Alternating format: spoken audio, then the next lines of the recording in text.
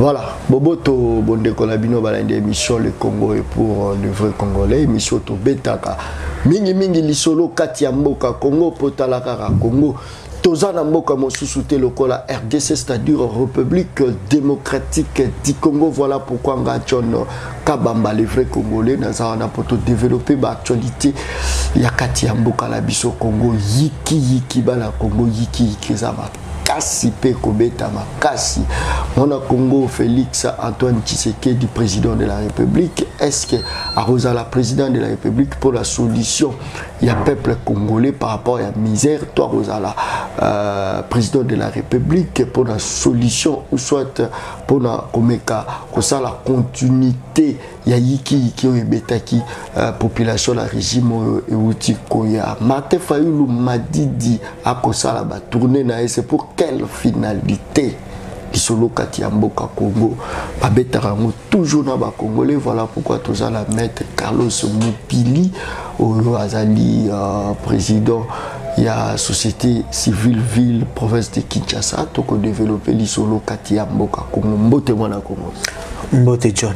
Voilà, bonne santé.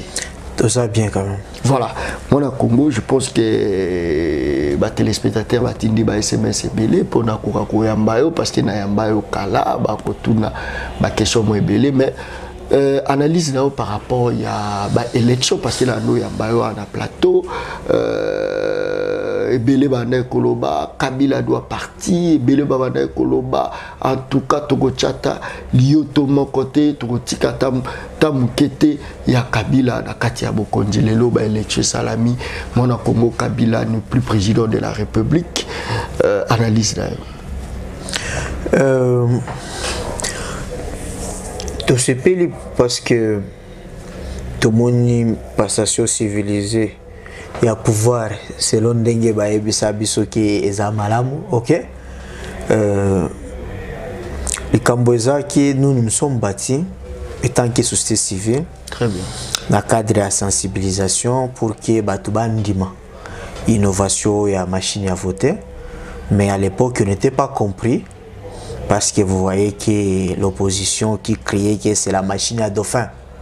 Mais aujourd'hui, ceux qui Tolandi, la déclaration nyos, tu peux comprendre que Mbokana biso pour bonga, il faut soit biso population, to comme à niveau ya population ya poto. Au moment où population ya poto isa gilet jaune, il indique kolobani population abaye ba politicien.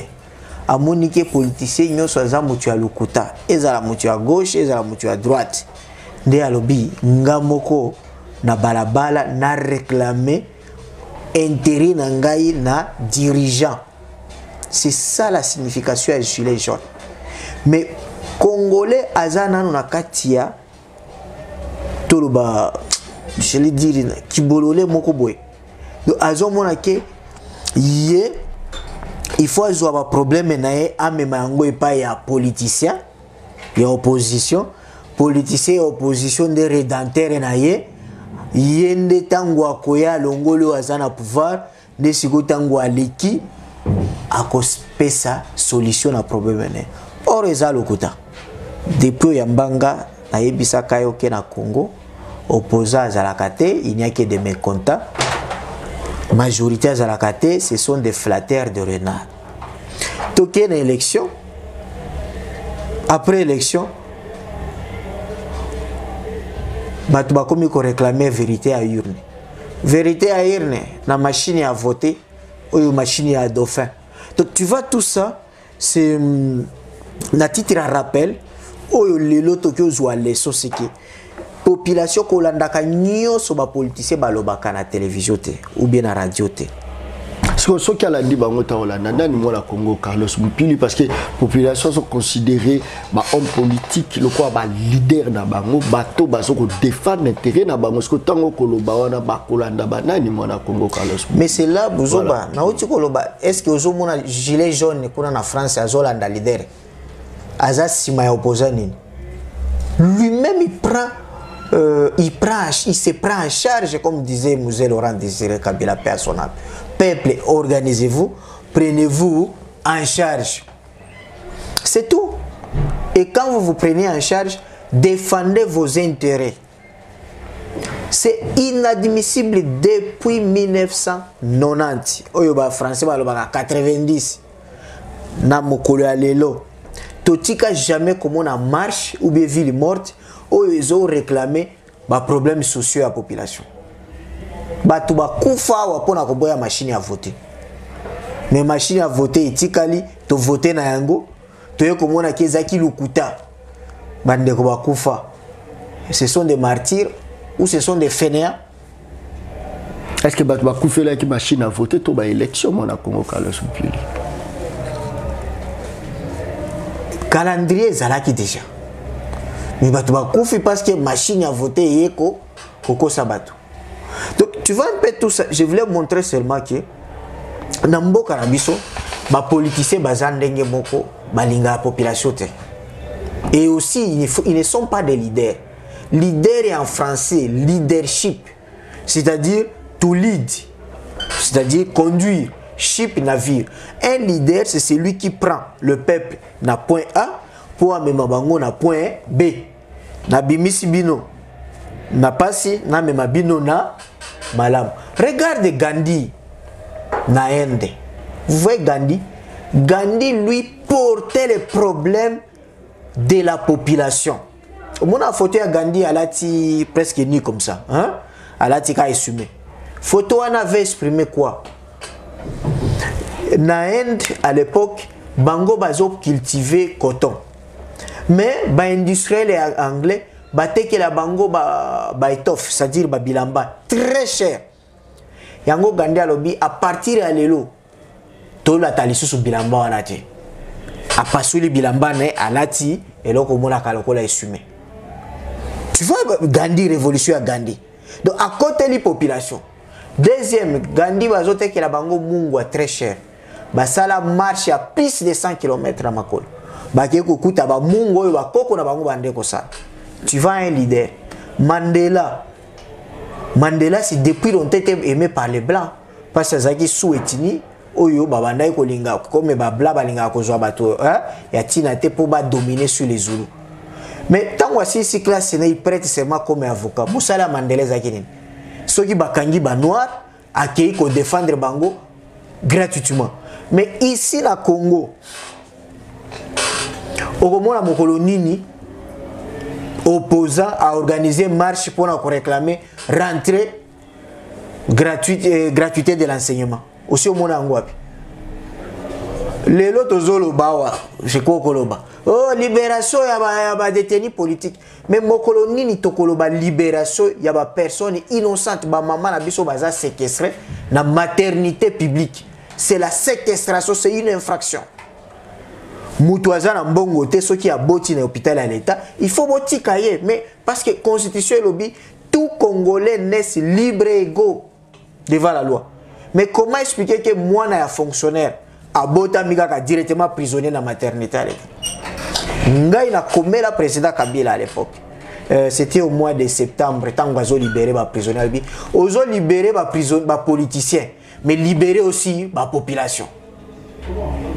Parce que Bozo Kangabango, na coroné à Koufi et Bembene bo bloqué en na morgue. Oh, il faut foutre à poisaki na. Donc, vous soignez d'abord ma bé, vous foutez ici ba ordonnance à Lukuta. Na banyongo après à Koufi bo bloquer Bembe nae et Bembe comme prisonnier na kati ya mort mais lelo balobela batwana aussi yokango mais il y a toujours une solidarité à ba politiciens mais il faut biso peuple tous à la paix organiser. Combien de journalistes sont en prison? Voilà, merci beaucoup moi na Congo. Je pense que ba idée na vraiment moi qui toko mais population tant on revendique tant on bima pour la revendication population bango témoin na Congo ce qu'on va revendiquer nini. Voilà pourquoi population za na posa ba élection moko eleka ya bien bazo leader na bango bacha. Voilà pourquoi Martin Fayulu population sont réclamé que Madidi nda gagner que poso ka gagner ki ba bloko ba iki ke vous avez soutenu moi na Congo Carlos Mpili. Madidi nda gagner ki na machine à voler Parce que Martin Fayoulou n'était pas pour machine à voler. Il a gagné la machine à voler. Bon, admettons. Martin Fayoulou a Zalaki na parlement. Oui. A sali loi nini. A sali motion nini contre un ministre. Loi nini a sali pour la peuple. Mais ça quand même député à Yambo ou à Boya qui salaire à l'objet que mandat na EDG. Je connais. Mais ça quand même action. Je connais, j'ai du respect dans Martin Fayoulou. Surtout comme individu. Ma classe est Tanguy, qui a fait des masters dans la grande université française. Hein? J'ai du respect. C'est quelqu'un qui est bien posé, Azana Mbongo nae, Azate le quoi politicien ou bauta bumbu na makolo, hein? Bazo soko la veste ti après ba nommé ministre, il faut apprendre aucun de pressing, apprendre comment ta avion, apprendre comment lier la fourchette. Martin Fayoulou n'est pas de catégorie à ba politicien wanate. Mais il ne faut pas que population à monake salut naye eko utande na Martin Fayoulou. Parce que Martin Fayoulou par rapport à Félix Tshisekedi, Martin Fayoulou était le collaborateur à Félix Tshisekedi. C'est Félix Tshisekedi qui était son président à rassemblement. Ça on ne peut pas oublier. Rêve à Martin Fayoulou c'était être main droite. Il y a Félix Tshisekedi. Maintenant, ce que tu es à Genève, et qui était maintenant le président? Non, tant que tu es à Genève, voilà. Fayoulou, Aleki, candidat unique, il y a opposition. Non? Voilà. Il a eu voilà. l'appui. Très bien. Il y a, moi, j'étais manager à la clinique électorale. Très bien. Dans l'Est, tous les gens qui attendaient Moïse Katumbi ont voté pour Fayoulou. Ok? Dans l'Équateur, tous les gens qui attendaient Kinshasa, tous ceux-là qui étaient les sympathisants de Jean-Pierre Bemba, ils sont allés pour Martin Fayoulou. Ok? C'est que Martin Fayoulou, il n'est pas un leader type charismatique, mais c'est un leader par procuration. Vous comprenez le quoi? Par procuration, c'est comme un Chadari. Ok? Chadari, ce n'était pas qu'il était le leader charismatique, non. C'est quelqu'un qui a été porté par le FCC. C'est comme si Félix n'était pas leader. Non, non. Voilà. Non, voilà. non, non. Voilà. Non, non. Parce que Félix... Je suis de la société civile. Très bien. Je connais des défauts et des qualités à Félix. Mais déjà, en tout cas, Félix, lui, il n'est pas comme Fayoulou, il n'est pas comme Chadari. Félix, c'est le fils d'Etienne Tshisekedi. Et chez nous, les Africains, oui, chez nous, les, voilà. Oui, c'est de l'héritage. Il a l'héritage moral. Ok? Et même un succès. Tout le monde a même la jouer, non? Toi, tu crois vraiment, moi, Zidane, imaginez quelqu'un qui a balle bien, le papa. C'est dans ça, ce monde, George Bush, W. Bush. Tshisekedi étant que le fils de Etienne Tshisekedi, et nous sommes toujours dans l'esprit, la culture monarchique, on suppose toujours que moi, à Lyon, à Lyon. Donc, contrairement aux autres, Félix, qui déjà n'est là, même si Azana un tiers il y a charisme à papa voilà, na été. Merci beaucoup. Quand même, voilà, merci beaucoup maître Carlos Mpili, mais dans la population, lorsque la population a voté candidat et que le candidat a bimité, il y a une réaction à la population. Non, John, au moment où il est là, le débat qui a été élu et que Zongi Sabiso Simon. Est-ce que c'est mandé? Non, aux juristes. Oui, dans les juristes. Est-ce qu'on dit que de peur que la population a voté qui a bimité, on dit que va retomber pour la non, toute la belle élection aux États-Unis. Oti lelo ba okanga batu, tout ça banquette et ça les hein pour la gérance russe dans l'élection à Donald Trump. Dans le but et kozongi sabiso simanandenge nini. Il a toujours ce qu'on appelle la je suis juriste. Un juriste défend ce qui est juste et pas ce qui est vrai. Ok? en droit, même un si fils adoptif a les mêmes droits qu'un fils biologique. Même si dans la justice vérité zalité, même si dans la justice yiki kezali, on doit toujours se soumettre. Non, vérité à justice, ce n'est pas la vérité où il y a des sociologues. C'est pourquoi beaucoup de débats et où tu as passé moutolier, ok, na émission, autant qu'on bien droit,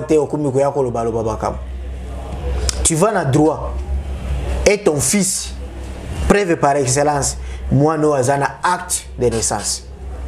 Yo ce qui preuve par excellence que aux Congolais, c'est le certificat de nationalité signé par le ministre de la Justice. Très bien. Donc tu vas pas preuve à droit. C'est quelque chose de contraire. Donc, si on a un jugement d'un fils adoptif, je serai héritier incontesté que yo fils biologique et yo zangi acte de naissance. Donc, la vérité juridique, c'est autre chose. Mais moi, la vérité des urnes, comme dans l'état des droits, c'est la CENI qui devrait proclamer. La CENI, c'est comme l'arbitre. Tout le monde a la Coupe du Monde, bio banila. Tout le monde a la Coupe du Monde, Maradona tia bina maboko. Ok? Comme l'arbitre a validé, c'est fini, on dépasse ce débat. Comme c'est la CENI qui a proclamé, parce que c'est la CENI seule qui détenait, qui a le monopole des vérités des urnes, CENI a proclamé, et puis a proclamé Chadario ya machine ya Dofete, a proclamé un autre opposant, pour moi, parce que les gens disaient même que Kabila kaka akende, ataka kati mwana nae, atati mwasi nae, est censé d'abord Kabila Sanini à Kende. Comme objectif, que Kabila ait des mots, Kabila ait Satan, Kabila Kende. Qu'est-ce qui est encore on est en train de réclamer? Mais on dit que Kabila a Keina été, Zaka Félix Avimbi Nanzung menacé, il y a Kabila moi la Congo, Carlos Mpili. Voilà. Je crois il faut battre Eba. Politique autondima qui a démocratie, c'est compliqué. Surtout démocratie représentative. Très bien. J'entends aujourd'hui les gens qui commencent à comparer alternance démocratique par les élections na alternance révolutionnaire avec Laurent Désiré Kabila. Tu vois? Parce que les gens disent que si c'était Félix Ayaki lokola Mouzé Kabila, Eroyo, mais les mêmes, Biloko Ebele a battu à FCC et commis déjà, hein? Et comme il y a déjà cas militaire, tout ceci, j'ai béni comme un cas des officiers, Mboudi, Banda, Konyoso, Baïba, Obato, c'est un peu ça. Ba chaîne Belé à Bakonzi, il y a comme un RTNC 5, 6. Donc, mais, démocratie et lobby, ba élu Baza. FCC a aligné 17 000, alors que l'opposition cache la mouka, ils ont aligné 3 000 candidats. Donc, dans le siège, il y a 17 candidats. Il n'y a que 3 candidats, il y a opposition, et 12 candidats, il y a FCC. C'est ce qui a fait que FCC a eu des députés provinciaux et nationaux ébélés. Ça, c'est des calculs mathématiques simples à comprendre. Maintenant, peuple a poni. Après, on a dit, il y a un FCC. Mais il y a déjà un FCC. Alors, Félix, lui, il a été élu président de la République. Mais il doit travailler dans la majorité parlementaire. Parce que sinon, et ceux qui te côté si bango, songi, ndenge ba impérialiste balingi. Tout tourne à histoire politique à notre pays. En 1960, Kassavoubou n'avait pas plus de 9 députés dans le Parlement. Moutouazaki, la majorité, c'était MNC et ses alliés. Donc, Lumumba et ses alliés. Antoine Gizenga, personnel. Moutouaz Pesa Kassavoubou, qui est président de la République, c'est Lumumba. Parce que Kassavoubou a été élu au suffrage indirect. Si les parlementaires n'ont pas voté Kassavoubou. Parce que MNC a appelé présidence, Bilo Konyos. Mais Lumumba a voté Malam. Non, Kassavoubou m'a sauvé. Dans la table ronde, il faut le Lumumba Zanini ayao. Pour que ba mindele ba côté la zela ya Kassavoubou parce que Kassavoubou est fédéraliste, hein? Donc na pesa Kassavoubou qui bokonzi. Et si tout le loi fondamental et lobby que non premier ministre c'est lui le chef de gouvernement politique union sonaye na tia Kassavoubou. Mais 30 jours, non, 90 jours, le 22 septembre, indépendance, le 30 juin, le 22 septembre, Kasavubu Azana dire Kabe Wabengi, professeur Vambil Sen, ou Asalaka réflexion que l'indépendance est toujours après 1980. Très bien. Yé Moutouakoye Bisa Kasavubu que non, non, Ozana pouvoir, limoger Lumumba. Kasavubu pe oui, oui, c'était à limoger Lumumba. C'est un risque de quoi la politique on a. Ah, voilà, c'est important. Parce que Batu Baza Biloba Balingi Batia Batu sa Kabila na Félix Mito. Tangu Lumumba peut a réagir, Mobutu Asalini a profité. Zokande Bazalaki n'est que préparé Mobutu Bazalaki na posa pe a Kasavubu te. Parce que les gens ici reprochent Lumumba pourquoi Salaki discours, il n'était pas diplomate. Mais Kasavubu était oui, oui, c'était. Kasavubu a fait toute la diplomatie à Bamindele. Mais regarde comment on a payé à monnaie de siège. Premier problème. Ndesika Sikoyo Mobutu a neutralisé le président de la République, premier ministre et le Parlement.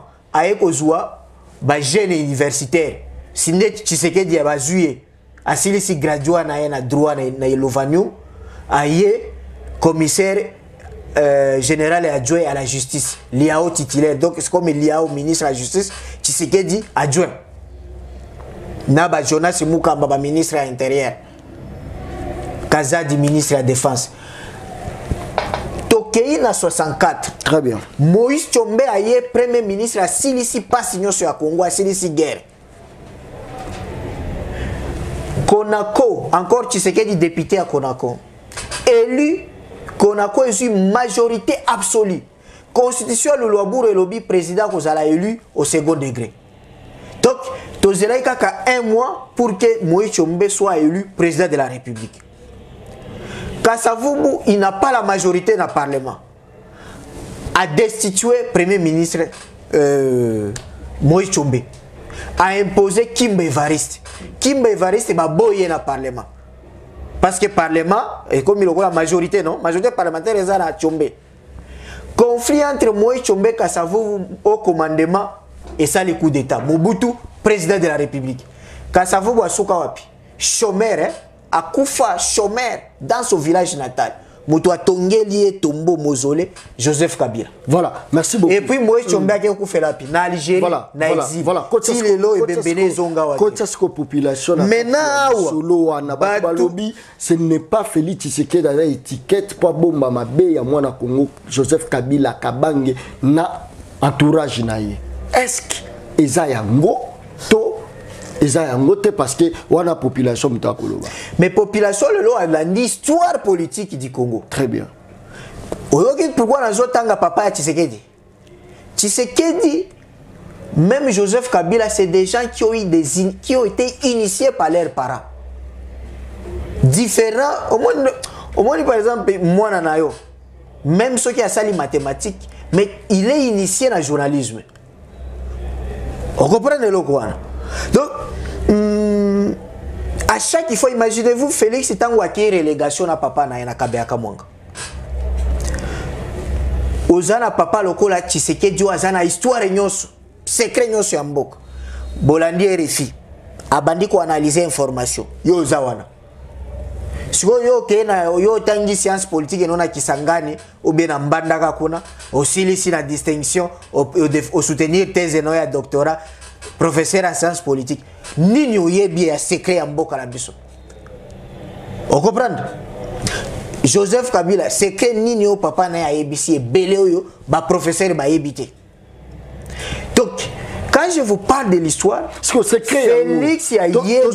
Tozuka mona Congo Kabila, c'est que yango papa na yebisaki. Ezake ba impayement na ba entreprise, eza insécurité, eza li population souffrir tout c'est quand eza nini parce que aux hommes mabiso na trop na nenge ya droit mais toujours est-ce que secret wana na sani ya congolais ko na wapi les kambolabo les akimia voilà parce que batu balingi ke ba mona ke Félix Soki a un vrai président et il faut ça la chasse hein na batu ya Kabila. ok, bah tu as PPD, bah tu as FCC. Mais quand même c'est normal. Mais faites attention.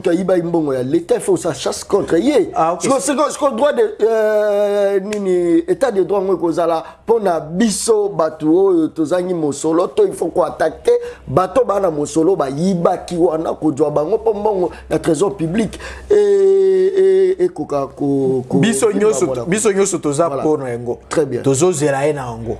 OK? Mais il faut boye baké. Félix Tshisekedi n'est pas charismatique comme son père, Étienne Tshisekedi. Voilà des défauts. Non. Charisme, c'est un don naturel. Très bien. C'est un don extraordinaire. Parce que papa Naye, élu premier ministre, à l'Obiga Kake, na interview, il n'a pas pris même un décret. Moutounyo so yu azui mituka officiel à l'État, azongisango. Même honoré Ngwanda azongisango. Ok? Mais Félix Asalobi makambo ya kanyaka na kosili sango. Mais ti lelo ba magistrat bazokanga ba corruptible était ozoka kanyaka ozoleka na entre na élection ba sénateur na ba gouverneur. Très bien. Donc cela veut dire que Félix il doit faire l'effort d'être seulement un bon manager. Deuxième chose, deuxième chose. Papa Naye chômeur a démonétisé Mbongo. Dona Beji. Un chômeur a démonétisé Mbongo. Un chômeur civil, azoki misaye maréchal, tina village natal nae. Vous comprenez le quoi? Mais Félix Azana don wanate, et je te dis, après Etienne Tshisekedi, il n'y aura plus un leader d'opposition à niveau à Etienne Tshisekedi. Même au succès, qui n'a pas opposé, ils ont succès. Na Congo et Sili. Aujourd'hui, on a été ici. Il y a des journalistes qui sont beaucoup. Est-ce que vous avez sous section oh ça vrai opposant depuis des pays ça continue à pouvoir aujourd'hui ici sur Congo. Mais Martin Fayulu est là mon la Congo Martin mon la Congo Carlos Mpili a kokita partout a kokita population atamboli na diaspora na Belgique que France des autres bisayo population la population puis ba soldats ba militaires ba koyamba et puis ba ko saluer au comment la terre wala déjà zali charisme il y a un bon opposant voilà. Oui mais ça n'atteindra jamais à y a fait Etienne Tshisekedi ni à y a fait nani Antoine Gizenga livre d'or on a un professeur Bandima qui est livre d'or Antoine Gizenga zakarango et au comment kaisute parce que déjà était comme des mythes au moins même maintenant on analyser Félix Tshisekedi mais jamais batu batika ko analyser Tshisekedi wa mulumba bongo te Tshisekedi wa mulumba ko zo même mbongo ya Mobutu alobi eteka ali mbongo yango ce n'est pas grave mais Félix Soki asali boye batu ba komi ko critiquer ko analyser parce qu'il n'est pas charismatique même chose comme Fayulu faut parler de Fayulu tozana na Kinshasa asengi ba ville morte asengi ba nini nyoso esimbate papa bemba kana 2006 tangu ba proclamaka été yo monaka massa c'est betama mais Fayulu soki azalaki populaire comme tu le dis ministre des affaires étrangères à l'équipe en France 24 à lobby non élection en Félix il n'a pas été élection en les attriqués mais batu bakufi na Kinshasa te batu bakufi te na ville mogote si Fayulu était vraiment même à niveau à Félix Tshisekedi. Non. Non. C'est parce que il n'est pas charismatique. C'est parce que ça moto kimia na ba discours na ye akolobela likambo. Parce que Tshisekedi wa mulu manda zaki viola zaki rebelle. Parce que batu ba no kufa Tshisekedi alobi les 30 jours tout s'arrête. Batu ba bimi ba kufi tous enlevés. To ba Félix Tshisekedi wa mulu mazaki rebelle. Fayulu ne démocrate. Non. Non. Non. Donc, je voulais dire ceci. Et aussi, il faut qu'on y ait. Félix Yeba qui les grands contributeurs à l'IDPS, plus de 1 million à l'étranger. Plus de 1 million de Congolais au la diaspora. Parce que Bele Bozolo Balobawan. Au Mbongo Bozouaka na Western Union, et ont tapuna bande qu'on a biso na poto. Bana ba carte ni a l'IDPS. Ça peut être aussi une stratégie. Parce que lorsque aujourd'hui, Félix à la question, Ngaïna Kabila et Sili Tokomi Benemi, qu'est-ce qui va se faire dans le droit international de réfugiés? Ne peut profiter de la carte ou des droits d'asile que Batoyo, il y a FCC, bah tu as perdre. Bah tu as eu des PSO nyoso ba millions ba tondi kuna. Na ba dekola biso ba luba nyoso ba koma ba tu as eu des PSO en Amérique, Canada, Belgique, France. Surtout France, Belgique, ba ko benga na bango. Bozonga na mboka na bino. Bokima nde Kabila, bokima Mobutu, sikoyo IDPS ne azo gérer kuna. C'est que votre sécurité n'est plus à craindre dans votre pays. Vous comprenez? Donc, Koyambana Félix na Kabila, c'est aussi Félix qui accepte réputation na beba, mais à protéger bande konae, ba membres à UDPS qui sont des millions dans le monde entier avec des cartes à UDPS et qui profitent d'un statut et asile politique. Wadasko a protéger bande konae bazali libanda ya mboka parce que protection ya population oyo a ko souffrir très bien na ba délestage. Population a ko souffrir na injustice. Population a ko souffrir makasi ya koleka parce que je pense que mon Congo au comprendre de place au Nazali parce que les amis miko kota na ngote po ipesa ngana ma misko protection ko ya peuple wana eza wapi Mutula no eza bien ici à tokuta na rande place wana biso société civile très bien peuple a sengi nini eza simple Tolandi programme à 100 jours ya président de la République pour la première fois na mon programme ya ndenge wana oh les constitutionnel est-ce que constitution peut si ndiki ça wana te na ndenge nini parce que vous juriste oui voilà na ndenge nini programme oyo elakisi par exemple la misala hein nzela tel mbongo ekobima boy mbongo yango euti wapi ekosalema autant nature et intervention ekozalaka kozipa mabulu nyoso balakisi là le contrôle citoyen ya biso société civile ekoya toyebike no olobaka kosala boy hein mbongo ta boy est-ce que problème est ça limité problème est à la niveau ni et puis le programme mongo parce que le problème à Congo c'est quoi il faut tout banal un changement de mentalité écoute la justice place wana ndebiso tozo c'est la Félix Tshisekedi parce qu'on parlait de l'état des droits et là où c'est la question non c'est importante batu baïba mbongo ya l'état les corrompus place na bango eza wapi na prison et il faut tout le monde est-ce que tu la Félix Tshisekedi na élection à gouverneur na ba sénateur OK ngai na senga na président Félix okutani na ba militaire mais yo mosala na c'est l'état des droits et là à liboso na senga na Félix il fallait ambenga ministre de la justice ba procureur général près à cour de cassation près à conseil d'état près à cour constitutionnelle na ba procureur général ya près à cour d'appel ya ba province nyos ayebisa bango boy régime est changé vous êtes sous ma protection à partir d'aujourd'hui mutuwa bangi sabino lisusu te OK parce que na ba bakoti a signé ordonnance ne a nommé babambra cabinet kuna toyebike belé ba uti en opposition surtout na IDPS hein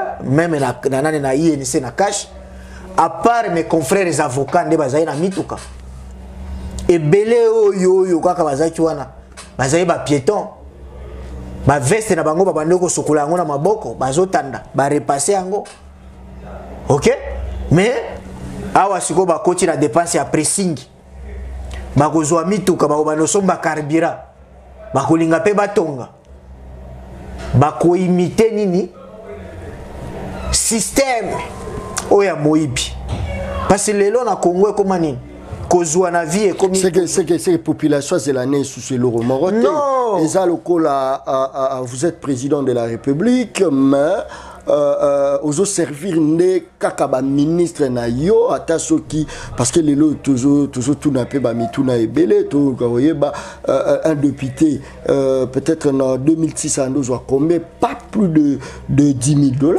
mais les lots tous awa puis surtout tel avantage d'abord mituka yo moko kaka otangia est-ce que le président Félix Tshisekedi à cause là à mesure ya koluka vraiment que enseignant congolais futama bien à koluka à mesure que soldat congolais futama bien pendant que yo mo wuti ko épinglé bureau ka ko bachi wana baza bateau ba vivre la situation aux populations vivre mais il faut banana pas pour résoudre le problème na bango il y a ventre voilà mais surtout que il y a eu des personnes au Kabila travail na bango papa Sami papa Chibala si ba uta peka na IDPS voilà et là liboso azanga ki lopango asombi lopango évidemment mais peuple azo souffrir évidemment mais est-ce que tu continuer quand le même système on a été mais c'est pourquoi c'est là où il faut tant que Félix Nano a convoqué réunion en athée na omona ke état de droit oyo azoloba et kozala ya ndoto ya baba parce que tout doit passer par la justice. Très bien. Ceux qui déjà appellent ce pouvoir na ba magistrat. Est-ce que bango peut ba déclarer ba bien na bango équipe na yo na obi ke na zaki na deux costumes. Ba si ba déclarer déjà. Mais le problème il faut d'abord ba oyo ba outi. Voilà. Problème ba ministre oyo ya FCC o ba outi kozala. Très bien. O bazali. Ba déclarer ki biloko na bango. Tant par exemple président yo ko ko salisa nani programme na yo. Oyo ki population azo poursuivre ma autorité sous la clameur publique. OK? Alors tozana article 6, article 7 il y a code de procédure pénale. Il o ba bengi infraction répétée flagrante. Donc yo ndozo le kawana oyo ki moibi. OPJ azana pouvoir ya kosala nini? Ya kolata yo. Population azana pouvoir ya kosala nini? Ya kolata. Maintenant mokolo ya cérémonie wana ba procureur généraux bazalaki wana ba président ya ba haute cour bazalaki wana ba yoki population azotanga ba kombo ya bato ba iba mbongo ya leta ere oyo soki toza vraiment na ba vrai procureur généraux ba enquête déjà il faut esalema atuna mututele batanga ki premier ministre botana no a déclaré ki ba bia azalaki na combien de vélos avant kota azaki na ndako ou bien terrain kaka pamba OK calculer salaire na ezaki boy parce que nous avons la loi ba bengi la loi sur la lutte contre le blanchiment des capacités des capitaux et le financement des terroristes loi wana est inversée procédure au moni balobaka acteur incumbit probat c'est-à-dire la preuve incombe à l'accusateur non na loi wana c'est toi l'accusé qui doit apporter des preuves. John Kabamba, tu touches par exemple 300 000 francs ici. Mais faites un mariage au loué salé à $2000. Ba OPJ a Senaref. Ba koya ba ko interpeller yo John Kabamba. La qui sabiso mbongo yo zui, hein, pour ça la mariage au dépenser $3000. C'est à toi de dire que viens nga mettre Carlos après ça kinga 500 oyo ou essayer réunion batindela kinga mbongo. C'est à toi de produire les preuves. Donc, les ministres sont en fonction, qui ont déclaré leurs biens.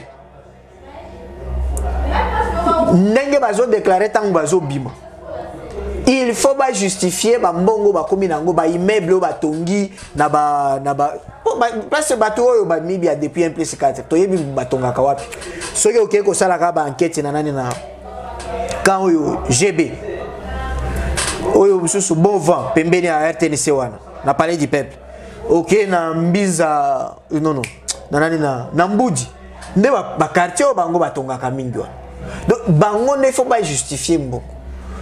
Ce qui Félix a tipeza à s'appuyer la justice, ba kangi batu bazo iba. Tokozwa mbongo parce que bibe kwana il faut qu'on confisque ba biloko ezonga. 2 bobange kuuta. Et puis budget kumata et koma ya 20 milliards de dollars. 40 milliards de dollars. Tango budget mati. Voilà. Ko futa siko enseigner ko koma pété. Très bien. Ko futa ba fonctionnaire ko koma pété. Voilà. Moi na Congo tant tout monde déjà que ba élection même il y a ba président il y a assemblée provinciale.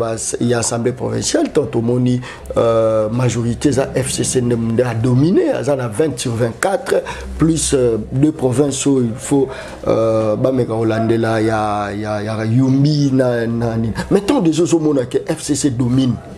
Est-ce que bato na ye wana bakolinga que Félix Tshisekedi a état de droit pour balandele la ka bandeko na bango wana monte que no eza na fiasco mona Congo parce que toko ka déjà élection ba gouverneur kanya ke ko tambola pendant que tobi que non ba opposant baza na mbongo te banani baza na mbongo et puis banani bazota musa kanyaka pensez-vous que mona Congo Félix Antoine Tshisekedi soka yo qui crie à corruption peut-être pas ancien ministre Songolo Topakala. Est-ce que à cause de la capacité à jouer, la justice et puis la bolo?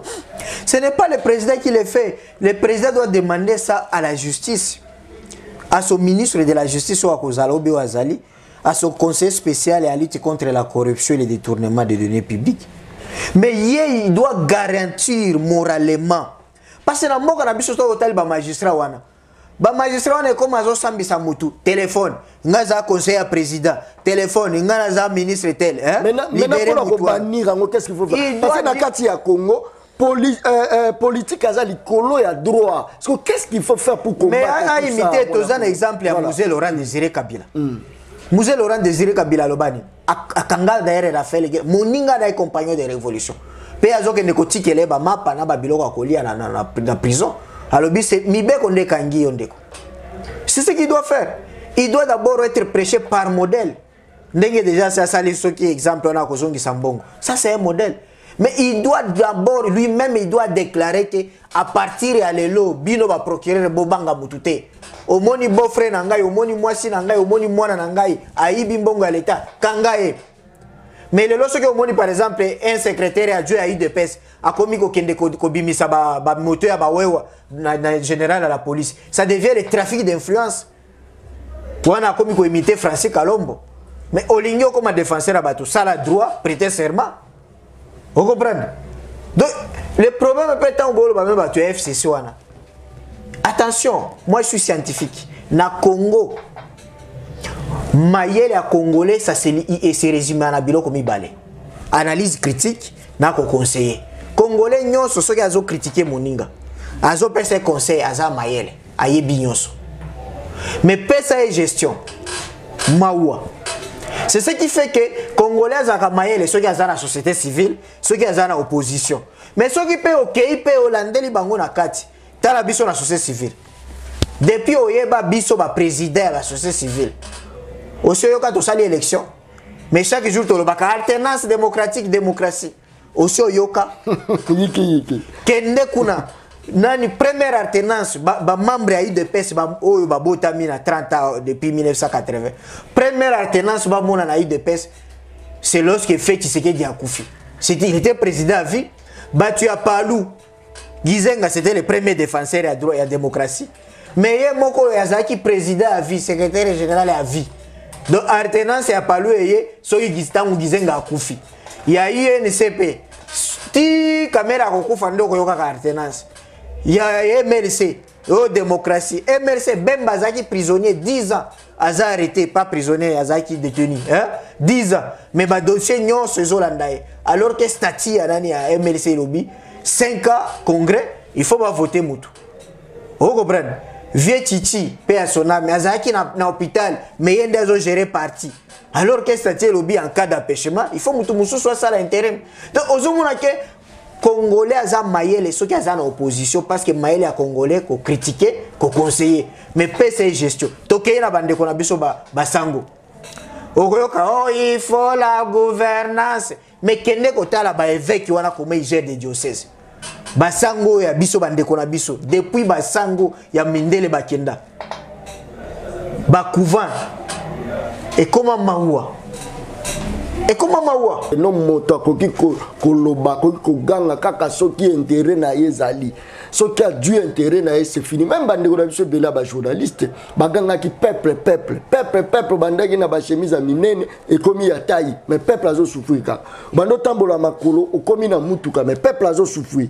Ozanga ki ndako komi na ndako peuple azo souffrir. Ndeko na ngai. Comment faire mon Congo Carlos Mpili? Non, à dire vrai, biso tozana likamba koloba te mais tosengi na président asika eloko moko ayoka mingi fayulu te mais ayoka peuple parce que c'est le peuple qui est son employeur peuple a vu Félix Tshisekedi chômeur. Ah, même pas bourgmestre, hein? Président de la République. Ok? C'est nous, peuple, son employeur, à respecter Bissot. A imité Mouzé Kabila. Mouzé Kabila a l'anda Tshisekedi papa n'était. Mouzé Kabila a donné au peuple ce que le peuple avait besoin. Ok? Et le peuple l'a aimé. Peuple bandeko yambaye, peuple il est là et tango kufa. Parce que mingi eloko eboma président na biso de la République débauchage. Oh balobi boy, opposition lobi boy, olingi ko répondre. Répondre des peuples. Parce qu'un opposant, ceux qui ont un peuple était, ont un pouvoir. Ceux qui ont un peuple était, peuple a aucun paix à Fayoul. Peuple a aucun paix à Bemba. Peuple a aucun paix à Katumbi. Et ça, c'est la réalité. Félix n'a pas la chance au Joseph Azaki n'a ngoté. Parce que Félix a coûté la population assez à l'embi. 2 ans. Il faut déjà abonner ça dans 2 ans. Ceux qui abonnent cité pour la peuple, si tout le kangaba politicien à Mibi, ceux qui a salé en côté, ceux qui a combattre le tribalisme était.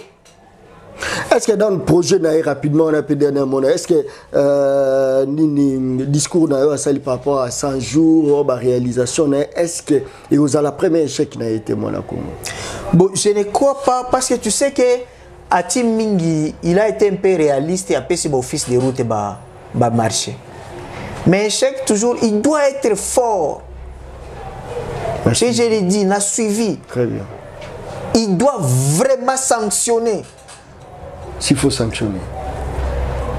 Et aussi, il doit être aidé. Nabande konaye ba compagnon à lutte. Parce qu'il y a eu bango ba chômeur ati bango na cabinet. OK?